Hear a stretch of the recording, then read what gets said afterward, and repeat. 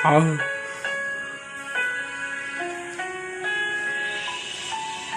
sis.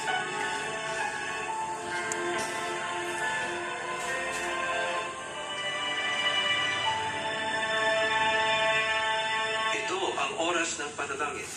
Panalangin para sa pamilya. Ang mga petisyon na nilalaman ng panalangin ito ay hinango sa mga katuruan ng salita ng Diyos, ang Biblia.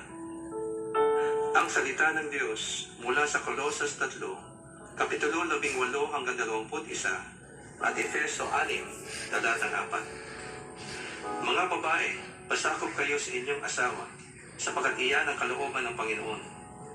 Mga lalaki, mahalin ninyo ang inyong asawa, at huwag kayong maging malupit sa kanila. Mga anak, sundin ninyo lagi ang inyong mga magulang, sapagkat iyan ay nakalulugod sa Panginoon. Mga magulang, huwag ninyong pagagalitan ng labis ang inyong mga anak, at baka masiraan sila ng loob. Sa halip, palakihin ninyo sila ng may tamang disiplina at turuan ng mga araw ng Panginoon. Naway sabayan ninyo ako sa panalangin na ito. Salamat, Panginoon, sa biyaya ng pamilya na iyong pinagkatiwala sa amin. Tunay nga na ang pundasyon ng bawat pamilya ay ang matatag na pagsasamang mag-asawa.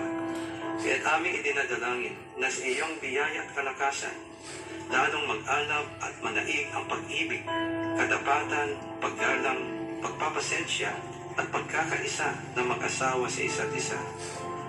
Turuan mo na kanilang matuklasan at pansinin ang mga magagandang bagay sa bawat isa, higit pa sa mga kakulangan at kapintasan, maging mapagpatawad at iwasan ang galit at negatibong komunikasyon.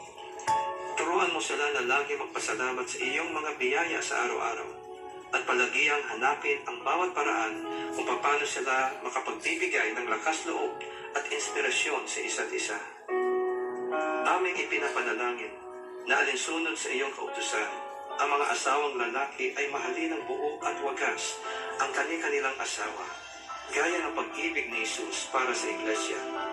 Iyong turuan ang mga asawang lalaki na maging maunawain at pakitunguhan na may paggalang ang kanilang asawang babae upang walang makahadlang sa kanilang mga panalangin. Amin ding idinudulog sa iyo ang mga asawang babae na tulad din ng iyong pinag-utos, sila ay magpasakop at magpakita ng paggalang sa kanilang mga asawa, dahil iyong itinalaga na ang lalaki ang ulo ng kanyang asawa. Sawa. Pakalooban mo ng banal na takot ang puso ng mga may asawa na sila ay maging tapat sa kanilang asawa sa habang panahon. Iyo silang ilayo sa lahat ng uri ng tukso na makakapinsala sa kanilang pagsasama at sa kinabukasan ng kanilang mga anak. Pakalooban mo ng tunay na pagsisisi at pagbabago ang puso ng mga may asawa na nahulog sa tukso o bumalik ng kanilang sumpaang banal sa iyo at sa kanilang asawa.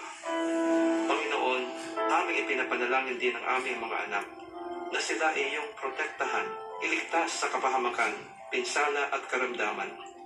Pakalooban ninyo sila ng banal na takot sa iyo at kakumbabaan upang kanilang igalang ang kanilang mga magulang at tingkin ang aral ng kanilang ama't ina nang sila ay mamuhay ng matagal na may karunungan at kasaganahan. Iyong pagtibayin ang loob ng aming mga kabataan, O Diyos, nang sila ay umiwas sa masasamang hilig at mga tukso ng kanilang henerasyon.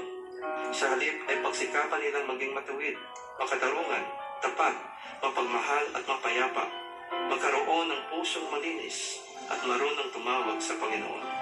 Pagkalooban niyo sila ng tibay na loob, ng pagsikapan nilang laging gawin ang matuwid sa iyong mga mata, maging responsable sa kanilang mga desisyon at kilos, at maging makumbaba sa pag-amin ng kanilang mga pagkakamali.